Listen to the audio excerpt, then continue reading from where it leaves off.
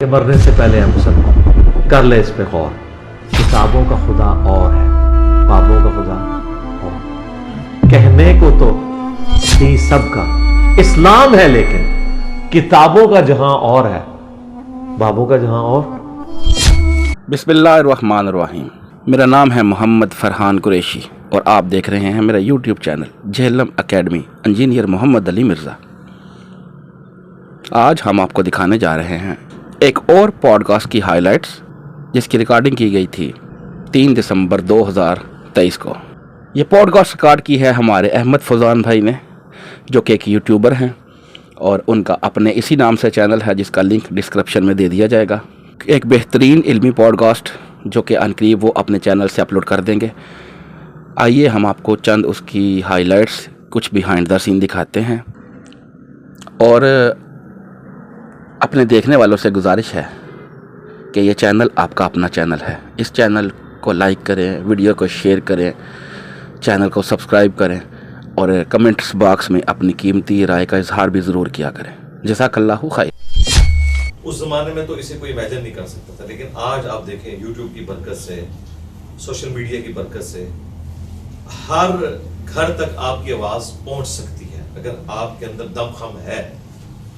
اور ایک اور چیز جو بڑی امپورٹنٹ ہے، کچھ عرصہ پہلے جب یہ میڈیا کے لوگ تھے یہ ٹیلنٹ کو ہنٹ کرتے تھے، مختلف جگہوں پہ جاتے تھے. اب ٹیلنٹ خود سوشل میڈیا کی وجہ سے آ جاتا ہے، اور اس کا رزلٹ یہ نکلا ہے کہ جو لوگ مین میڈیا میں بیٹھے ہوئے ہیں وہ پروفیشنل جیلسی کا شکار ہیں ان لوگوں کے بارے میں کہ یار ٹک ٹاکرز کیوں مشہور ہو گئے، یہ یوٹیوبرز کیوں مشہور ہو گئے، ہمیں کو پوچھتے ہی نہیں ہے، ہم تو ہیرو تھے. تو اور ان کی جیلسی آپ کو نظر بھی آتی ہے. اچھی بات ہے، دیکھیں وقت کے ساتھ لرن کرنا چاہیے. ہماری تو مجبوری تھی اس ماڈل کو اڈاپٹ کرنا. اس کی وجہ ہے کہ جو باتیں میں کرتا ہوں نا، یہ آپ کسی مسجد میں جو فرقوں سے ریلیٹڈ ہے، ظاہر مساجد، وہاں آپ کر نہیں سکتے. آپ 10 باتیں ان کی مطلب کی کریں گے، ایک ذرا سے ہٹ کے کریں گے، وہ آپ کو 0 سے ملٹیپلائی کر دیں گے. اس کے لیے پھر آپ کو یا کوئی اکیڈمی بنانی پڑے گی، اور اگر آپ نے ورلڈ لیول پہ بات پہنچانی ہے تو اتنے مراکز تو آپ قائم نہیں کر سکتے. ٹی وی چینل کھولنے کے لیے لائسنس کی فیس کون دے سکتا ہے؟ یہ تو 2-2.5 ہزار روپے میں آپ انٹرنیٹ کا کنیکشن لیں، ایک اچھا سا کیمرہ ایک دفعہ لے لیں. یوٹیوب نے آپ کو ماشاء اللہ تعالیٰ، میں کہتا ہوں جی اس وقت ماڈرن ایج میں اللہ تعالیٰ کی نشانیوں میں سے ایک نشانی یوٹیوب کا پلیٹ فارم ہے. بہت بڑا معجزہ ہے اللہ تعالیٰ. یہ پتہ کیا کہتے ہیں؟ یہ کہتے ہیں کتابوں کو چھوڑیں، اپنے اپنے بزرگوں کو ہم تھامیں گے. بھئی اختلاف وہیں پہ شروع ہو جاتا ہے. جب آپ اپنے بزرگوں کو تھامتے ہیں نا تو آپ کے بزرگوں کی تعلیمات قرآن کے خلاف ہے. مجھے بتائیں، قرآن کے پہلے صفحے پہ لکھا ہے ایاک نعبد و ایاک نستعین. امت کی اکثریت مرے ہوئے لوگوں کو قبروں میں جا کے پکار رہی ہے. توحید کا ٹیسٹ ہی وہ پاس نہیں کر سک رہی. میں ان کو سیکولرزم سمجھاؤں، ان کو ایتھیزم سمجھاؤں، جن کو توحید کے لیے بے نہیں پتا. ہاں، وہ جو ممی ڈیڈی قسم کے لوگ ہیں جو بہت تھوڑے سے ہیں، ان کے لیے آلریڈی میں نے بہت زیادہ کام کیا ہوا ہے، اور ان کے لیے بہت سے لوگ کام کر رہے ہیں. نعمان علی خان ہے، اچھا کام کر رہے ہیں. ڈاکٹر اسرار صاحب کی ویڈیوز ہیں ان کے لیے. اس طریقے سے مفتی مینک ہیں، اور لوگ بھی کام کر رہے ہیں. میں نے آگے چونکہ فرقوں کو للکارا ہے، ان کو میرا انداز نظر آ رہا ہے. اگر یہ میرے ساتھ مخلص ہیں تو مجھ سے پہلے ڈاکٹر اسرار کے اوپر اعتراض کریں، اور ان سے پہلے حضرت عمر پہ اعتراض کریں جو حضور کی مجلس میں. کیا یہ ایتھکس ہے کہ نبی بیٹھے اور ایک بندہ بار بار کے میں تلوار اجازت ہے میں اس کا گلا کاٹ دوں؟ کس کے بارے میں؟ بدری صحابی کے بارے میں. کیوں؟ انہوں نے نبی اسلام کے ساتھ غداری کر دی تھی، لیکن پھر بھی رسول اللہ صلی اللہ علیہ وسلم کی موجودگی میں آپ علیہ السلام کے حکم فرمائے بغیر اس طرح بار بار تلوار کو ہاتھ دینا، کیا یہ ایتھکس ہے؟ تو حضرت عمر کو تو یہ کچھ بھی نہیں کہتے ہیں ان کی طبیعت تھی. حضرت عمر رسول اللہ کے ساتھ رہ کے بھی ان کی طبیعت یہ ہو. اور میں نے اتنی ساری گمراہیاں دیکھی ہوں، چشتی رسول اللہ، تھانوی رسول اللہ. آج اگر حضرت عمر ہوتے تو ان کے ساتھ پوڈ کاسٹ نہ ریکارڈ کرواتے، ہاں انہیں وہاں پہنچاتے جہاں ان کے بڑے پہنچ چکے ہیں. یہ تو میری شرافت ہے. میں اس پلانٹ ارتھ پہ سب سے سافٹ بندہ ہوں جو اس ٹاپک کے اوپر. میں اسی لیے کہتا ہوں جس نے مجھ سے بات کرنی علمی گراؤنڈز پہ کرے، جذباتی نہیں. اسلامک بینکنگ کے اوپر وہی غصہ آیا ان کو، کیونکہ ان کے اپنے مولوی 3-4 لاکھ تنخواہیں لے کے اس شریعہ بورڈ میں بیٹھے ہوئے تھے. اس لیے بینکنگ جو ہے اس کو اسلام کا جامہ تو پہنایا جا سکتا ہے، جو کہ ہے یہودیوں کا نظام تھا. تو پھر آپ کو یہ بینکنگ کے فضائل بتائیں گے کہ نہیں بینکنگ کیٹیگوریکلی تو غلط نہیں ہے، اس کے پازیٹیو چیزیں بھی ہیں. اچھا، پھر ڈیموکریسی جس کی بنیادی شرکی ہے کہ پبلک ڈیسائیڈ کرے گی، اس کے اگینسٹ مسلمانوں نے اسلامک ڈیموکریسی. پاکستان کا نام کیا ہے؟ ادھر مولوی کدھر مرے ہوئے تھے جب اس کا نام یہ رکھا جا رہا تھا. 73 کے آئین میں وہ شامل ہے. डेमोक्रेसी अगर इस्लामिक हो सकती है, बैंकिंग इस्लामिक हो सकती है, तो सेकुलर इस्लामिक क्यों नहीं हो सकता? सेकुलरिज्म तो बाद में आएगा ना। डेमोक्रेसी में क्या है कि पब्लिक डिसाइड करेगी, अगर मर्द की मर्द से शादी को वोट कर देंगे ना लोग तो वो हो जाएगी।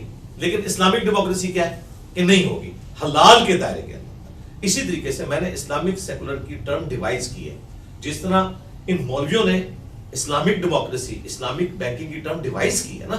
हम इनके ऊपर फतवा तो नहीं कुफर का लगाते, क्यों नहीं लगाते? क्योंकि इस्लामिक बोल के वो उस टर्म को डिफाइन करते हैं।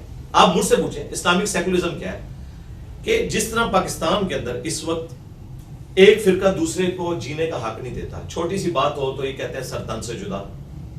ये श्रीलंकन को एक स्टिकर उतारने के ऊपर, जिस श्रीलंकन को ये पता ही नहीं था कि स्टिकर का मतलब क्या है, उसे ही कत्ल कर देते हैं। पूरी दुनिया के अंदर पाकिस्तान के ऊपर पाबंदियां लगी है। मेरे भाई मैंने तो रिबटल किया है, एक बंदा जाके मौलवियों का एजेंट बन के अपना गुस्सा मेरे ऊपर निकालेगा। भाई आप मुझसे एक मिनट पॉडकास्ट रिकॉर्ड करके ना, मैंने अपनी थॉट्स दे दी ना, तो दैट्स ऑल। अब आप जाके मेरी तस्वीरें लगा के उन बातों के ऊपर मुझे टॉन्ट करेंगे जिन बातों का जवाब मैंने दिया हुआ है, और अपना लुकमा मेरे मुंह में डालेंगे, तो मैं रिबटल करूंगा ना मेरे भाई। ये बात ना करें आप।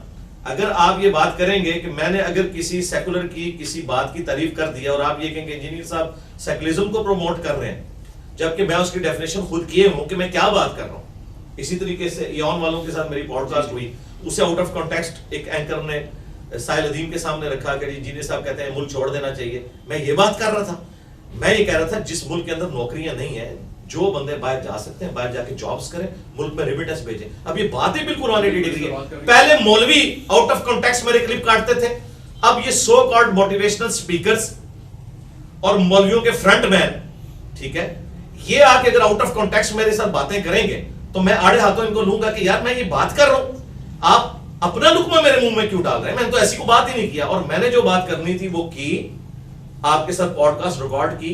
अब आप जाके उस पॉडकास्ट को अपना रंग देते हैं और बीच में से क्लिप काटते हैं। नहीं जी, ये कहने का उनका मतलब था, मेरे कहने का वो मतलब ही नहीं था, तो मैं उसे रिबटल करूंगा। और अगर आप खामोशी इख्तियार करेंगे, ठीक है, आप मेरी तस्वीर लगाए बगैर अपने नजरियात को मिलाएं, लेकिन वंस एक बंदा मेरे साथ बात करके फिर आगे जाके उसी बात को काट काट के तो मैं सवाइयां देता रहूंगा, फिर यही होगा कि जब कोई बंदा मेरे सामने आएगा तो मैं फिर उसकी बात को उस तरीके से रिबटल करूंगा।